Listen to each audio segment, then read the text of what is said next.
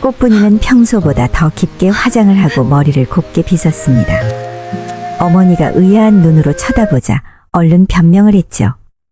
어머니, 오늘은 마을 건너편까지 가야 해서 좀 단정히 하고 가려고요. 건너편? 거긴 왜? 거기 쑥이 더 많다고 하더라고요. 아이고, 요즘 너가 나무를 캐러 가는 날은 얼굴이 꽃처럼 피는구나. 혹시 산신령님이라도 만나는 게냐? 어머니의 농담에 꽃분이는 식은땀을 흘렸습니다. 산길을 오르던 꽃분이는 갑자기 뒤에서 손이 자신의 입을 막는 것을 느꼈습니다. 깜짝 놀라 소리를 지르려는데 익숙한 목소리가 귓가에 달콤하게 울렸죠. 쉿, 나다. 윤겸의 목소리에 꽃분이의 심장은 미친 듯이 뛰기 시작했습니다. 그의 손이 천천히 꽃분이의 입에서 내려와 허리를 감싸자 꽃분이의 다리가 후들거렸습니다. 도련님, 깜짝 놀랐잖아요. 산적인 줄 알았어요. 그래. 나는 산적이 아니라 너를 잡아먹으러 온 호랑이인데? 윤겸은 장난스럽게 으르렁거리며 꽃분이의 목덜미에 입을 맞추었습니다. 그 감촉에 꽃분이는 온몸이 녹아내리는 것 같았죠. 어서 가자. 오늘은 특별히 좋은 곳을 마련해 놓았다. 윤겸은 꽃분이의 손을 잡고 더 깊은 숲으로 들어갔습니다. 평소의 장소를 지나 조금 더 올라가자 작은 폭포가 흐르는 곳에 이르렀죠. 폭포 옆에는 윤겸이 준비해둔 돗자리가 펼쳐져 있었고 작은 보따리에는 먹을 것들과 술이 담겨 있었습니다. 어머, 도련님. 이게 다 뭐예요? 오늘 우리의 세 번째 만남을 기념하는 자리다. 마음에 드느냐? 꽃분이의 눈에는 감동의 눈물이 고였습니다. 하지만 그녀의 마음 한구석에는 여전히 걱정이 있었죠. 도련님, 이러다 누가 보면 어쩌죠? 걱정 마라. 이곳은 내가 어릴 적부터 혼자 오던 비밀 장소다. 아무도 모른단다. 윤겸은 꽃분이를 돗자리 위로 이끌었습니다. 그리고 작은 술잔에 맑은 술을 따라 꽃분이에게 건넸죠. 오늘만큼은 모든 걱정을 잊고 함께 즐기자꾸나. 꽃분이는 수줍게 술잔을 받아 한 모금 마셨습니다. 평소에 술을 마시지 않던 터라 한 모금에도 얼굴이 벌개졌죠. 어머, 이게 뭐예요? 머리가 빙글빙글 돌아요. 윤겸은 미소를 지으며 꽃분이의 붉어진 뺨을 어루만졌습니다. 꽃분아, 너가 이렇게 예쁜 줄 알았더라면 진작에 너에게 다가갔을 텐데. 윤겸의 말에 꽃분이는 더욱 얼굴이 붉어졌습니다. 그리고 갑자기 그녀의 마음속에 만보기의 얼굴이 스쳐 지나갔죠. 잠시 죄책감이 밀려왔지만 윤겸의 뜨거운 시선이 그 생각을 순식간에 날려버렸습니다. 도련님, 꽃분이의 속삭임과 함께 윤겸은 그녀를 품에 안았습니다. 그의 입술이 꽃분이의 입술에 닿는 순간 꽃분이는 모든 이성을 잃고 말았죠. 왜 윤겸 도련님과 꽃분이는 남들 눈을 피해 몰래 만나야 했을까요? 시간은 얼마 전으로 거슬러 올라갑니다. 그때는 압록강변 의주에 봄바람이 살랑살랑 불어오고 있었습니다. 강 너머 여진족의 땅에서는 아직 차가운 기운이 감돌았지만 이쪽 조선의 땅에는 어느덧 봄이 찾아와 진달래가 수줍은 처녀의 볼처럼 발그레 피어나고 있었죠. 의주 절제사 김한주의 저택 뒤뜰에서는 젊은 사내가 활을 쏘고 있었습니다. 그는 바로 김한주의 아들 김윤겸이었습니다. 윤겸은 어릴 때 한양에서 이곳 의주로 부친인 김한주를 따라왔던 것입니다. 부친 김한주가 중풍으로 치료차 홀로 한양 본가로 올라가고 나서는 모친과 함께 이곳 의주에 남아서 부친을 대신해 의주부를 관할하고 있던 것이었습니다. 윤겸이 활시위를 당기는 팔뚝에는 단단한 근육이 불끈 솟아올랐고 그 모습은 마치 천상의 신선이 내려온 듯 범상치 않았습니다. 핫! 윤겸의 기합 소리에 활시위가 튕겨져 나갔고 화살은 관역의 한가운데를 정확히 꿰뚫었습니다. 뒤뜰을 지나가던 아녀자들은 그 모습에 숨을 들이켰다가 수군거리며 웃음을 참지 못했죠. 아이고, 윤겸 도련님의 저 팔뚝에 안기면 원이 없겠구만. 난 저 도련님이 땡기고 있는 활시위고 싶구먼 그래? 쉿, 소리 내지 마시오. 들키면 큰일 나겠소. 젊은 여인들은 손으로 입을 가리며 킥킥거렸지만 그 눈빛은 윤겸을 삼켜버릴 듯 뜨거웠습니다. 같은 마을에는 만복이라는 젊은 총각이 살고 있었습니다. 만복이는 특별히 잘하는 것은 없었지만 성실하기로는 마을에서 딸을 자가 없었습니다. 그의 몸은 윤겸처럼 날렵하진 않았지만 밭일을 부지런히 하다 보니 억센 팔뚝과 탄탄한 허벅지를 지녔죠. 그런 만복에게는 마음에 두고 있는 처녀가 있었으니 바로 옆집에 사는 꽃분이었습니다. 야, 꽃분아, 이것 좀 먹어봐. 밭에서 일하다 너 주려고 하나 땄다. 만복이는 꽃분이에게 잘 익은 산딸기를 한 움큼 건넸습니다. 그의 서툰 손짓에서 순박한 사랑이 묻어나는 것 같았습니다. 산딸기를 건네는 그의 손이 살짝 떨렸고 볼은 어느새 벌겋게 물들어 있었죠. 어머, 맛있겠다. 이리 와서 너도 같이 먹자. 꽃분이는 환하게 웃으며 만복을 불렀습니다. 그녀의 웃음소리는 봄바람처럼 상큼했습니다. 까만 머리카락이 바람에 나부끼고 그 아래로 보이는 목덜미는 마치 갓 피어난 백합처럼 하얗게 빛났죠. 꽃분이가 산딸기 몇 개를 입안에 넣고 먹자 달콤한 즙이 그녀의 붉은 입술을 타고 흘러내렸습니다. 만복이는 그 모습을 보고 숨이 막히는 듯 했습니다. 꽃분이의 입술 위로 흐르는 산딸기즙을 자신의 혀로 핥아내고 싶은 충동에 몸이 뜨거워졌습니다. 야, 꽃분아, 어머님은 어디 가셨어? 만복이는 꽃분이의 입술에서 시선을 피하며 슬쩍 물었습니다. 그의 목소리에 은근한 기대감이 묻어났죠. 어머님은 이웃마을 큰 댁에 가셨어. 며칠 계시다 오신다 하셨어. 꽃분이의 말에 만복의 귀가 팔랑거렸습니다. 그럼 며칠 동안 꽃분이 말고는 아무도 없다는 것인가 하는 생각에 가슴이 더욱 쿵쾅거리는 것 같았습니다. 그의 아랫배가 뜨겁게 달아올랐죠. 그럼 혼자 밤에 무섭지 않겠어? 만복의 목소리는 더욱 낮아졌습니다. 그의 눈빛이 꽃분이의 몸을 더듬듯 훑어내렸죠. 그러게 말이다. 어찌 처녀 혼자 집을 지키란 말이냐? 너가 와서 지켜주면 좋겠는데. 꽃분이의 말에 만복이는 속마음을 들킨 것 같아 뜨끔했습니다. 귀끝이 빨개지고 손발이 덜덜 떨리는 것 같았죠. 그리고 바지 속 어딘가가 꿈틀거리는 것을 느꼈습니다. 글쎄, 그게 내가 왜? 나랑 단둘이 있는 게 싫어? 꽃분이가 슬쩍 눈을 흘기며 물었습니다. 그녀의 눈빛에는 장난기가 어려 있었죠. 아니, 그럴 리가. 그게 아니라 만복이는 얼른 집으로 달려가 아버지께 허락을 구했습니다. 뛰는 동안 바지 속 그것이 덜렁거려 얼굴이 더욱 붉어졌죠. 아버지, 저 꽃분이네 집에서 자고 와도 되겠어요? 아니 어째 멀쩡한 집 놔두고 꽃분이 집에 가서 잔단 말이냐? 아버지의 날카로운 눈초리에 만복이는 땀을 흘렸습니다. 꽃분이 어머님이 친척 집에 가셔서 집에는 꽃분이 혼자 있구만요. 그러니 지가 꽃분이를 지켜주려고요, 아버지. 아니 다 큰 처녀 총각이 아무도 없는 집에서 단둘이 있는다는 것이 말이나 되느냐? 아버지는 의심스러운 눈초리로 만복을 바라보았습니다. 만복의 마음을 훤히 들여다보는 듯한 눈빛이었죠. 뭐 어차피 곧 혼인할 사이니 괜찮지 않겠어요, 아버지? 그건 그렇다만 그래도 남들 눈에 띄지 않게 조심하거라. 네놈 얼굴을 보니 벌써부터 이상한 생각으로 가득한 것 같구나.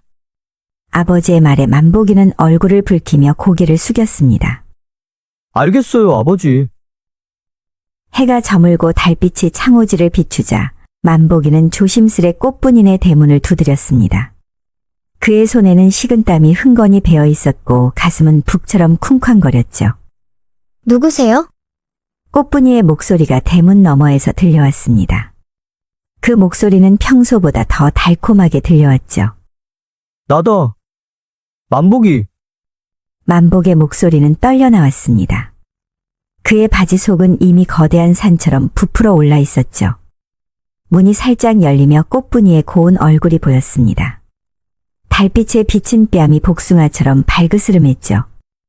그녀는 평소보다 더 얇은 옷을 입고 있었고 그 옷 사이로 드러난 쇄골이 유혹적으로 빛났습니다. 어서 들어와, 밖은 춥잖아. 꽃분이의 말에 만복이는 대문 안으로 들어섰습니다. 그녀의 방으로 가는 내내 만복이의 심장은 거의 터질 것 같았습니다.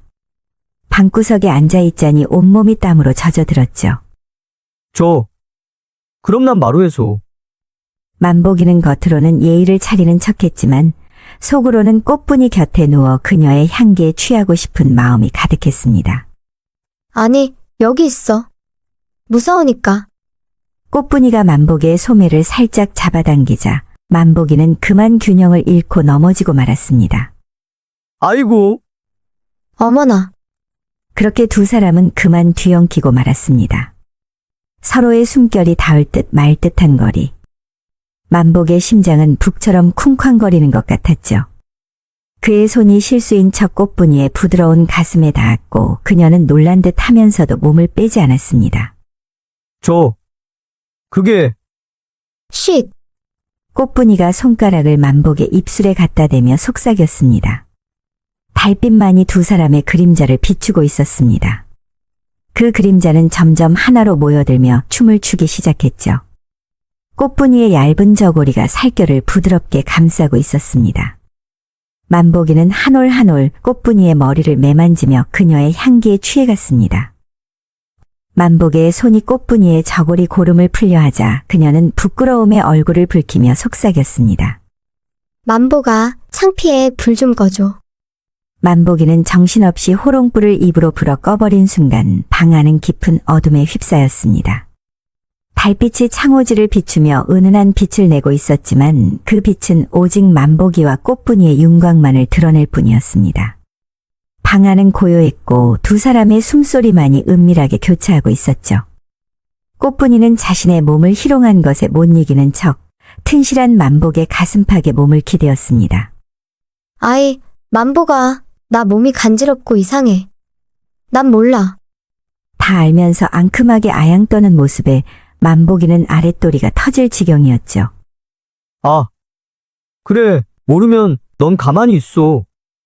내가 몸으로 다 알려줄 테니. 그렇게 그날 밤 달빛 아래에서 두 사람의 그림자는 하나가 되어 춤을 추었고 그 달콤한 밤의 향기는 오래도록 두 사람의 기억 속에 남았습니다. 다음 날 아침 꽃분이는 가슴이 두근거리며 만복을 바라보았습니다. 그의 강인한 어깨와 넓은 가슴 그리고 깊은 잠에 빠져있는 모습이 그녀의 상상력을 자극했습니다. 그녀는 만복의 품에 안기고 싶은 욕망이 점점 커져가는 것을 느꼈습니다. 만보가 일어나렴. 꽃분이의 목소리에 만복이 눈을 떴습니다. 그의 눈빛은 어젯밤의 정열이 아직 가시지 않은 듯 뜨거웠습니다. 꽃분아, 내가 이제 너의 서방이고 넌 나의 각시야. 이제 우리 둘 사이에 그 누구도 끼어들 수 없어. 만복의 말에 꽃분이는 수줍게 웃으며 그의 가슴에 얼굴을 묻었습니다. 그녀의 마음속에는 만복에 대한 사랑이 더욱 깊어졌죠. 이렇게 두 사람의 달콤한 사랑은 며칠 동안 이어졌습니다. 마을 사람들은 아니, 만복이 밤마다 어디를 가는 거야? 라며 수군거렸지만 만복이는 시치미를 뚝 떼고 다녔습니다.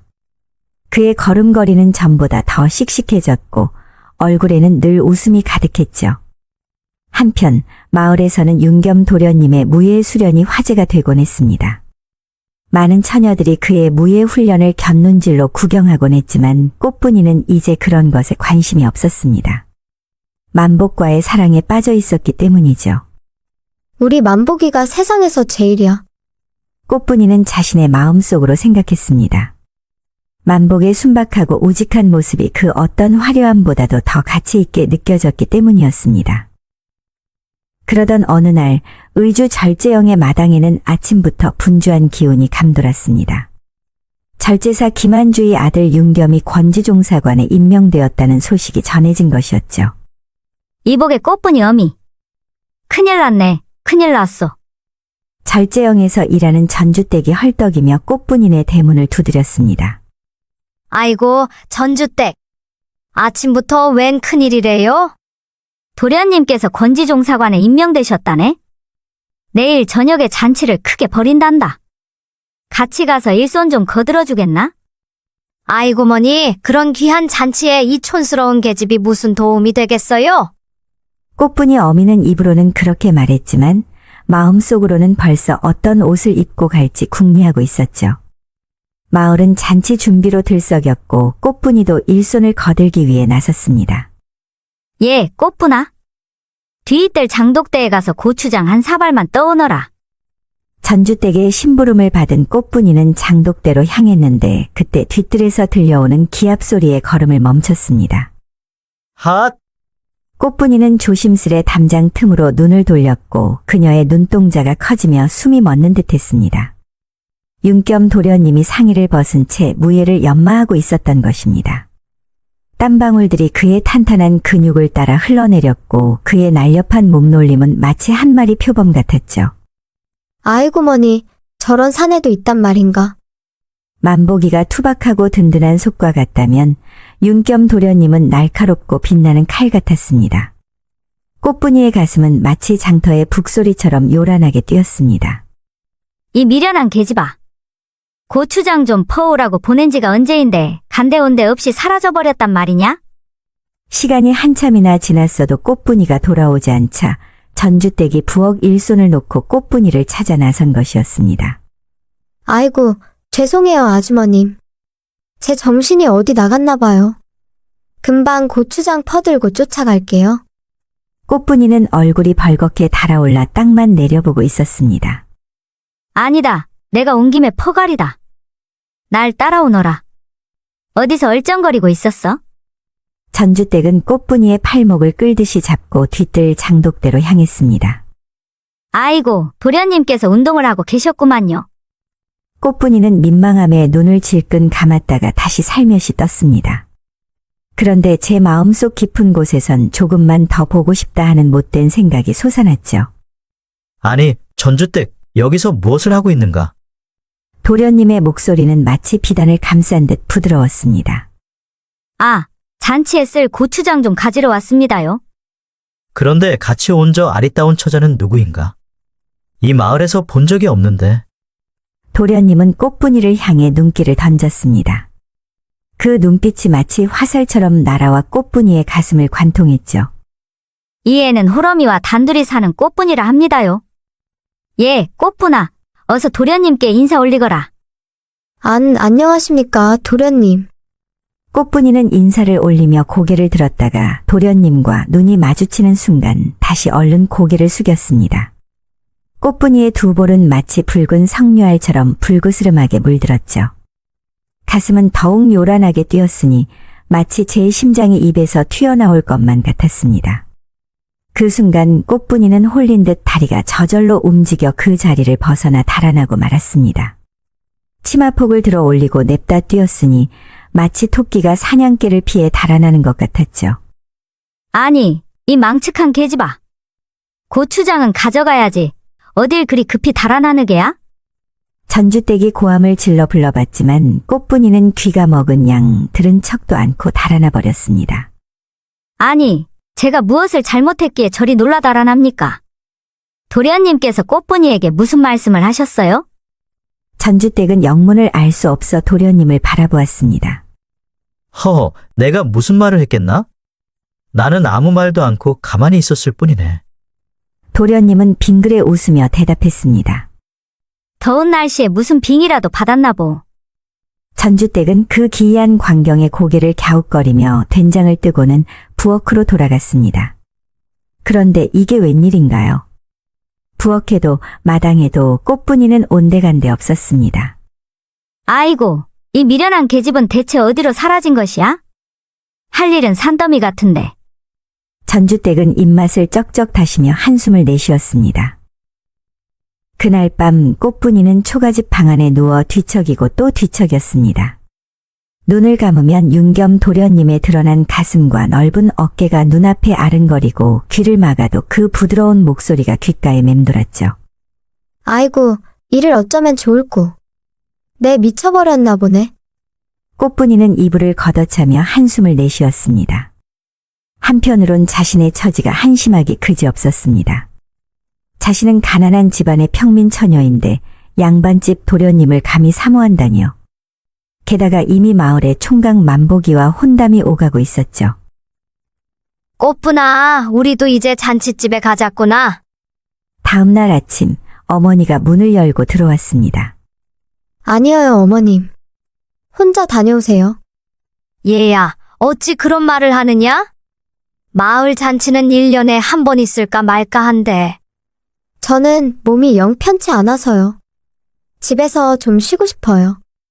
꽃분이가 고집을 부리자 어머니는 할 수 없이 혼자 잔치집으로 향했습니다. 그러자 꽃분이는 방바닥에 드러누워 어제 본 도련님을 또 생각했습니다. 그 멋진 몸매와 우뚝한 콧날 그리고 비단처럼 매끈한 살결까지. 그 어느 것 하나 꽃분이 마음에 들지 않는 것이 없었습니다. 아이고, 나는 왜 이러지? 망측하게. 미쳤나 봐. 그러다가 꽃분이는 답답한 마음에 들판으로 나갔습니다. 보리밭이 바람에 일렁이는 들판을 홀로 걸었죠. 그런데 갑자기 아니, 어제 본 꽃분이가 아니더냐? 뒤에서 들려오는 목소리에 꽃분이는 깜짝 놀라 뒤를 돌아보았습니다. 윤겸 도련님이 말을 타고 와 있는 것이 아니겠습니까? 그 얼굴은 더욱 환하게 빛났습니다. 아이고, 도련님. 이곳은 어찌 오셨습니까? 꽃분이의 두 뺨이 또다시 붉게 물들었습니다. 잔치가 지루해서 혼자 나왔다가 너가 걷는 모습이 보여 잠시 따라왔지. 그런데 무슨 근심이 있는 듯 하구나. 내가 올 때까지 몰랐으니 그리 깊은 생각에 빠져 있었을까? 도련님이 말에서 내려 꽃분이 곁으로 다가섰습니다. 아니에요, 도련님. 그저 혼자 걷고 싶었을 뿐이에요. 어허, 그 꽃 같은 얼굴에 시름이 가득하구나. 내 너를 따로 할 말이 있으니 잠시 날 따라오거라. 도련님은 꽃분이의 손을 잡아 끌었습니다. 그 손길이 닿자마자 꽃분이는 온몸에 불이 붙는 것 같았습니다. 도련님, 어디로 가시는 것인데요? 조금만 따라오렴. 사람들 눈에 띄지 않는 곳으로 가자꾸나. 도련님은 꽃분이의 손을 잡아 끌고 들판을 지나 산속으로 들어갔습니다. 키 큰 소나무들 사이를 지나 푸른 풀밭이 나오자 갑자기 도련님은 꽃분이를 풀밭에 눕혔습니다. 아니, 도련님. 이는 무슨 짓이어요? 꽃분이는 당황하여 몸을 일으키려 했지만 도련님의 강한 팔이 그녀를 눌렀습니다. 잠자코 있어 보거라. 내 너를 처음 보는 순간부터 마음이 사로잡혔느니라. 그러면서 윤겸은 급하지 않고 부드럽게 자신의 입술을 꽃분이에게 맞췄습니다. 그 모습이 어찌나 다정했는지 꽃분이는 그 입술을 거절할 수가 없었습니다. 그렇게 윤겸의 부드러운 혀가 거침없이 꽃분이의 입안으로 파고들었습니다. 입안 깊숙이 스며든 그 뜨거운 감촉은 어찌나 뜨겁던지 불덩어리를 삼킨 것 같았습니다.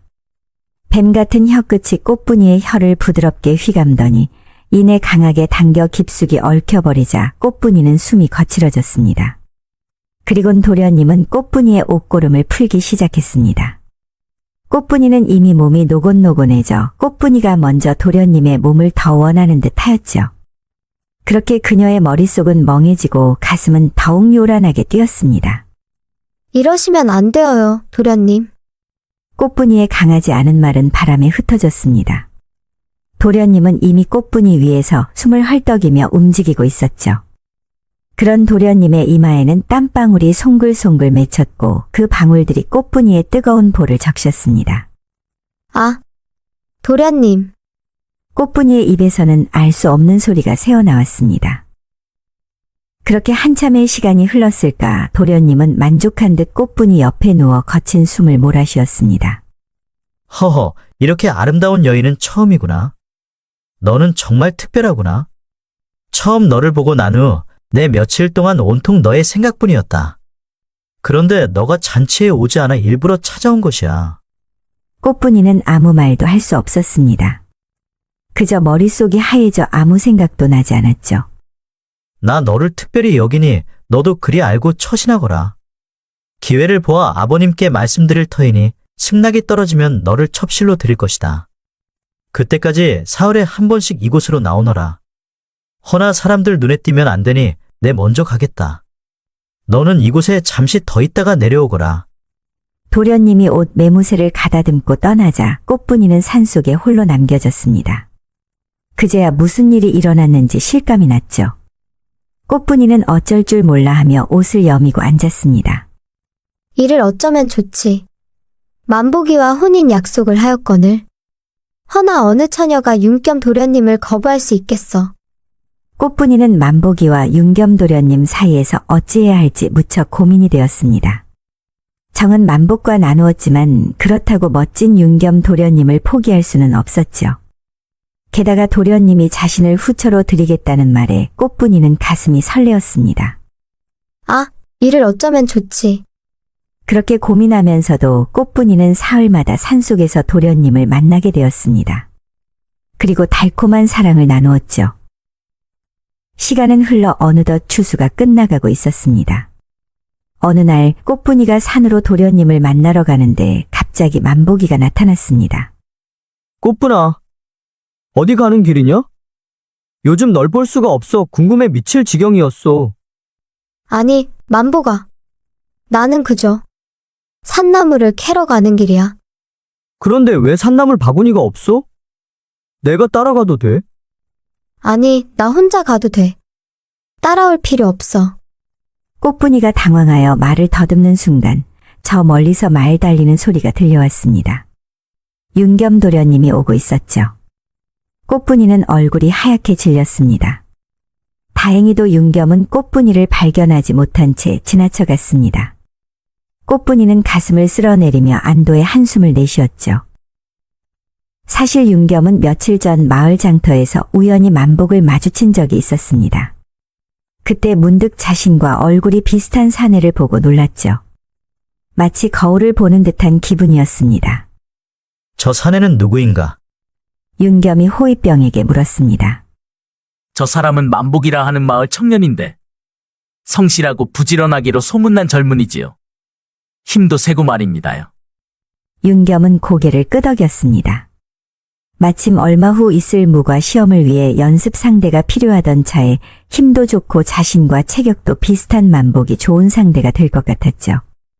그렇게 윤겸은 만복에게 무예 연습을 함께 하자고 제안했고 두어 번 연습을 해보니 만복의 순수한 열정과 배움에 대한 갈증이 마음에 들었습니다. 그래서 어느 날 윤겸은 만복을 절제형으로 불렀습니다. 만보가 너와 연습을 해보니 너의 자질이 범상치 않아 보이는구나. 내 너에게 제대로 무예를 가르쳐주마. 만복이는 귀가 잘못 들은 줄 알았습니다. 양반 도련님이 촌놈에게 무예를 가르쳐준다니 꿈인지 생시인지 분간이 가지 않았죠. 소인이 어찌? 도련님과 겨우 두어 번 칼을 맞대었을 뿐인데. 윤겸은 미소를 지으며 고개를 저었습니다. 그것으로 충분하다. 네 안에 숨겨진 재능이 보인다. 거기다 너의 성실함은 마을에서도 소문이 자자하지 않느냐? 겸하여 한자도 배워두면 좋을 것이야. 그를 알면 세상을 보는 눈이 달라질 거야. 그렇게 만복이는 매일 새벽 윤겸에게서 무예와 학문을 배우게 되었습니다. 처음에는 칼 한 자로 제대로 들지 못했지만 손바닥이 피로 얼룩지도록 연습한 끝에 점차 실력이 늘어갔죠. 윤겸도 자신과 닮은 만복이 날로 성장하는 모습을 보며 뿌듯해했습니다. 압록강에 얼음이 녹기 시작하자 의주 성박 마을도 조금씩 생기를 되찾았습니다. 꽃분이는 만복을 피하듯 매일 새벽이면 산으로 나무를 캐러 갔죠. 꽃분아, 오늘도 산으로 나물 캐러 가니? 만복이 꽃분이를 마주친 것은 동이 막틀 무렵이었습니다. 그는 여전히 꽃분이를 한결같은 마음으로 바라보았습니다. 응. 일찍 다녀올게. 꽃분이는 만복의 순수한 눈빛을 피해 서둘러 발걸음을 옮겼습니다. 산모퉁이를 돌자 그녀의 발걸음은 자연스레 깊은 숲으로 향했습니다. 꽃분아, 윤겸이 꽃분이의 이름을 부르자 그녀의 온몸이 떨려왔습니다. 달빛이 비치는 숲속의 작은 터에서 두 사람은 서로를 바라보았습니다. 도련님, 오늘은 오시지 않을 줄 알았어요. 내 어찌 너와의 약속을 어길 수 있겠느냐? 윤겸은 꽃분이의 손을 살며시 잡았습니다. 손끝에서 전해지는 온기의 꽃분이는 얼굴이 붉어졌습니다. 꽃분이는 윤겸의 품에 안겨 그의 심장 소리를 들었습니다. 아이고, 이를 어찌하면 좋담. 도련님 곁에만 있으면 이리 가슴이 방망이질을 하니. 꽃분이의 중얼거림에 윤겸은 낮게 웃었습니다. 그의 웃음소리는 봄바람처럼 달콤했습니다. 너를 내 후처로 드리게 해달라고 아버님께 청을 드리려 한다. 허나 지금은 아버님이 아프시니 조금만 더 기다려주면 좋겠구나. 갑자기 멀리서 부스럭거리는 소리가 들렸습니다. 꽃분이는 깜짝 놀라 윤겸의 품에서 벗어났습니다. 누가 있나요? 괜찮다. 아마도 산짐승이겠지. 하지만 꽃분이의 가슴은 쿵쾅거렸습니다. 누군가 이 모습을 보기라도 한다면, 특히 만복이 알게 된다면. 그러던 어느 날이었습니다. 급보입니다. 여진족 오랑캐들이 강을 건너오고 있습니다. 어느 날 새벽, 의주성을 향해 피난민들이 몰려들기 시작했습니다. 압록강 상류에서 강을 건너온 여진족들이 마을을 불태우고 있다는 소식이 있었습니다. 어서 성 안으로 들어가시오. 부녀자와 노약자를 먼저. 여진족이다! 여진족이 쳐들어온다! 의주성의 북문이 들썩거렸습니다. 수백 명의 여진족 기병대가 들판을 가로질러 성을 향해 돌진해 왔습니다. 그들의 말발굽 소리가 대지를 울렸습니다. 윤겸은 성벽 위에서 상황을 지켜보았습니다. 그의 점포자락이 매서운 새벽바람에 펄럭였습니다. 모든 군사들 활을 준비하라. 만복이는 윤겸의 곁에서 긴장된 얼굴로 적을 주시했습니다. 몇 달간의 훈련으로 그의 무예는 놀랍도록 발전해 있었습니다. 도련님, 저들의 수가 만만치 않습니다. 걱정 마라. 우리에겐 튼튼한 성이 있지 않은가. 윤겸의 목소리는 침착했습니다. 하지만 그의 눈빛은 이전과 달리 날카로웠습니다. 쏘아라. 윤겸의 명령과 함께 수백 개의 화살이 하늘을 가렸습니다. 첫 번째 화살비에 여진족 기병대의 선봉이 무너졌습니다. 하지만 그들은 물러서지 않았습니다. 저들이 성벽을 오르려 합니다. 여진족들이 긴 사다리를 세우기 시작했습니다. 윤겸은 칼을 빼들었습니다. 만보가 너는 이곳에서 싸우고 있거라. 나는 북문으로 가겠다. 도련님, 너무 위험합니다. 하지만 윤겸은 이미 말에 올라 북문으로 달리고 있었습니다. 그때였습니다. 여진족의 화살 하나가 날아와 윤겸의 어깨를 스쳤습니다. 도련님, 만복이 달려가려 했지만 윤겸이 손을 들어 그를 막았습니다. 자리를 지켜라. 이곳이 무너지면 성이 위험해진다. 피가 흘렀지만 윤겸은 아랑곳하지 않았습니다. 그는 북문에서 여진족과 맞서 싸웠습니다. 그의 검이 번뜩일 때마다 적병이 하나씩 쓰러져 나갔습니다. 핫! 윤겸의 기합 소리가 전장을 울렸습니다. 하지만 적의 수는 끝없이 늘어났고 그의 움직임은 점점 둔해지고 있었습니다. 도련님, 뒤를 조심하십시오. 만복의 외침이 늦었습니다. 여진족의 창이 윤겸의 등을 관통했습니다. 윽! 윤겸은 말에서 떨어졌습니다. 만복이는 성벽을 뛰어내려 그에게 달려갔습니다. 도련님, 만보가 다른 사람들한테는 내가 죽은 것을 알리지 말고 어머님한테만 알려드리거라. 부탁이다. 윤겸의 입에서 피가 흘렀습니다. 그의 눈빛이 점점 희미해져 갔습니다. 그것이 윤겸의 마지막 말이었습니다. 만복이는 목이 메었지만 울 시간이 없었습니다. 여진족의 공격이 계속되고 있었습니다. 도련님의 원수를 갚겠습니다. 만복이는 윤겸의 검을 들고 일어섰습니다. 그의 눈에서는 불꽃이 튀었습니다. 여진족 놈들 각오해라. 만복의 검이 번개처럼 움직였습니다. 그의 동물적인 감각과 무예는 이제 절정에 달해 있었습니다. 적병들이 하나둘 쓰러졌습니다. 전투는 해가 질 때까지 계속되었습니다. 마침내 여진족은 퇴각했고 의주성은 가까스로 지켜졌습니다. 하지만 그 대가는 컸습니다. 성벽 아래에는 옷에 덮인 윤겸의 차가운 시신이 누워 있었습니다. 윤겸의 시신이 저택으로 들어오자 마님은 슬픔에 잠겼습니다. 이 모습을 보고 전주댁이 숨을 죽이고 눈물을 흘렸습니다. 아이고, 우리 도련님은 어찌 이리 가시는 것이오? 윤겸의 죽음을 어찌 알았는지 꽃분이는 집안에서 몰래 치러지는 장례를 숨어서 훔쳐보며 하염없이 눈물을 흘렸습니다. 그녀의 손은 자신도 모르게 배를 감쌌습니다.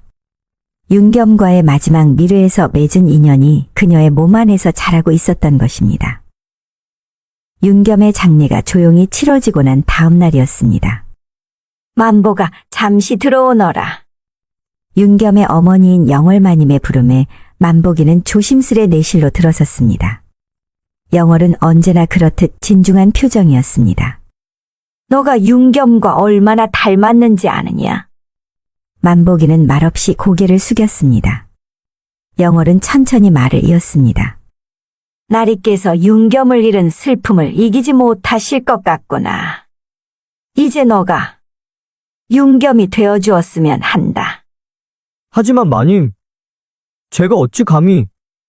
만복의 말이 채 끝나기도 전에 영월은 손을 들어 그를 멈추게 했습니다. 너는 이미 윤겸의 무예를 배웠고 글도 읽을 줄 알지 않느냐?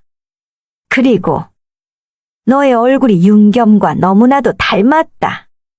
마치 하늘이 내린 기회와도 같지 않으냐? 게다가 대감이 몇 해 동안 윤겸을 보지 못했고 병석에 있어서 너와 윤겸을 구분하지 못하실 것이다.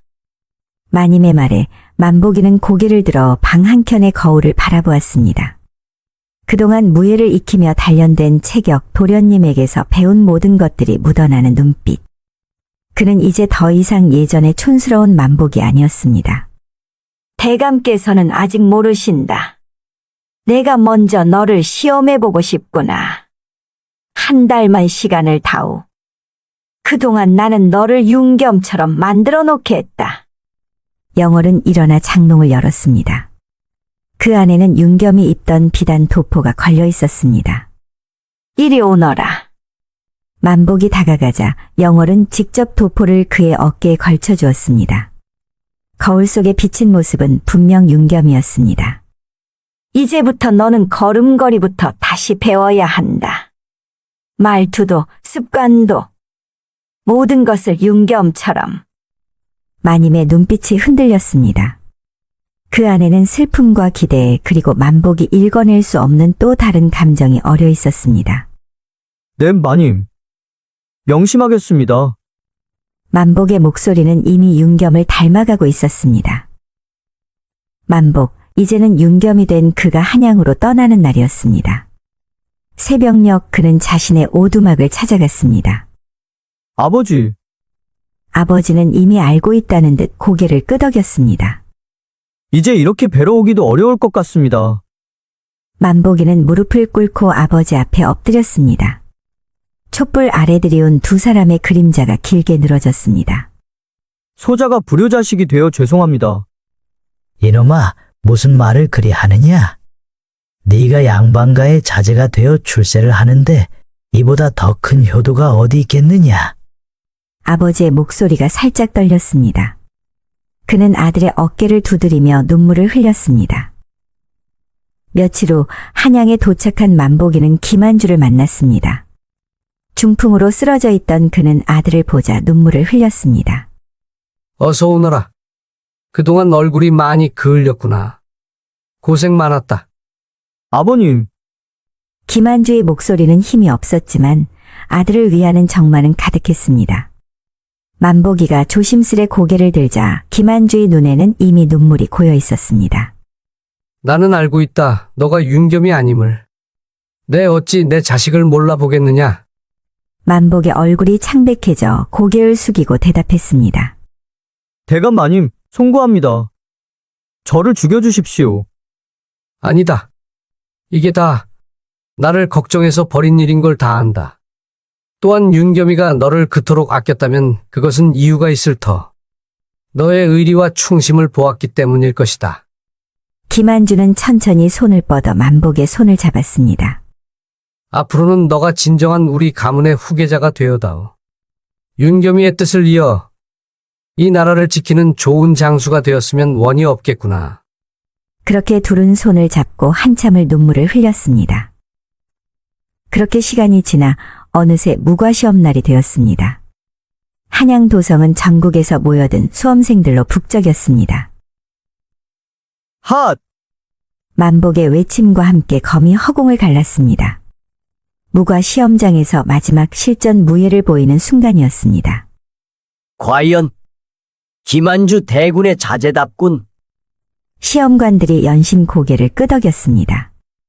만복의 무예는 이미 윤겸의 것을 넘어서고 있었습니다. 장원급제다. 김가 윤겸 장원급제. 합격자 발표에 만복이는 무릎을 꿇었습니다. 눈시울이 붉어졌습니다. 도련님, 아버님, 제가 해냈습니다.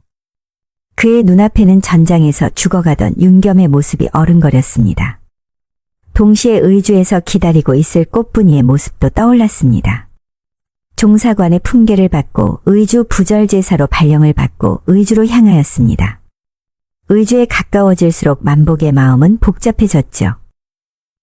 며칠 후 의주가 보이는 언덕 위에 당도한 만복이는 말 위에서 내려다보는 의주성이 왠지 따뜻하게 느껴졌습니다. 저택에 도착하고 나서 꽃분이네 집에 하인을 보내 소식을 전하자 뜻밖의 대답이 돌아왔습니다. 꽃분이가 아들을 낳았다는 것이었습니다. 그 소식을 들은 만복이는 정신없이 꽃분이 집으로 향하였습니다. 꽃분아, 만복이는 조심스레 방문을 열었습니다. 꽃분이는 아이를 안고 앉아 있었습니다. 그녀의 눈에서는 눈물이 흘렀습니다. 만복아, 꽃분이의 목소리가 떨렸습니다. 만복이는 아이를 바라보았습니다. 분명 윤겸의 눈매를 닮았지만 어쩐지 자신의 모습도 보이는 것 같았습니다. 이 아이가 두 사람 모두 말을 잇지 못했습니다. 아이는 천진난만하게 웃으며 만복의 손가락을 잡았습니다. 아이고, 우리 아기. 만복이는 아이를 품에 안았습니다. 가슴 한켠이 먹먹해졌습니다. 이 아이가 누구의 핏줄인지는 중요하지 않았습니다. 이제는 자신이 이 아이의 아버지가 되어야 했습니다. 꽃분아, 이제부터 우리는 진짜 가족이 되는 거야, 알겠지? 이제부턴 나를 서방님이라 부르도록 해. 꽃분이는 말을 못하고 그저 눈물만 흘렸습니다. 그렇게 달빛이 세 사람을 비추었습니다. 마치 하늘이 내린 새로운 인연처럼 그들은 서로를 바라보며 미소 지었습니다. 달이 밝은 가을밤 꽃분이는 오랫동안 가슴에 품어온 말을 꺼내려 했습니다. 아이가 잠든 뒤 마당에 나와 만복을 기다렸습니다. 서방님, 만복이는 꽃분이의 눈빛에서 무거운 고민을 읽었습니다. 아이의 일로 말씀하시려는 거요? 꽃분이의 눈에서 눈물이 흘렀습니다. 만복이는 그녀의 손을 잡았습니다. 내가 이미 다 알고 있어. 아이가 윤겸 도련님을 닮아가는 걸 보며. 서방님, 저는 꽃분아, 이제는 더 이상 괴로워하지 마시오. 윤겸 도련님은 나의 은인이자 형제와도 같은 분이었소. 그분의 아이라면 내 자식과 다를 바 없지 않소. 꽃분이는 만복의 품에 안겨 울었습니다. 오랫동안 가슴에 품어온 무거운 짐을 내려놓는 듯했습니다. 마을 사람들이 지켜보는 가운데 만복과 꽃분이는 정식 혼례를 올렸습니다. 만복이는 새 옷을 입고 꽃분이를 맞이했습니다. 이제 우리는 진짜 부부가 되는 거요. 꽃분이의 눈에서는 기쁨의 눈물이 흘렀습니다.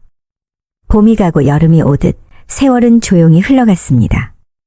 꽃분이는 둘째를 가졌고 이어 셋째까지 낳았습니다. 가문은 더욱 번창했습니다.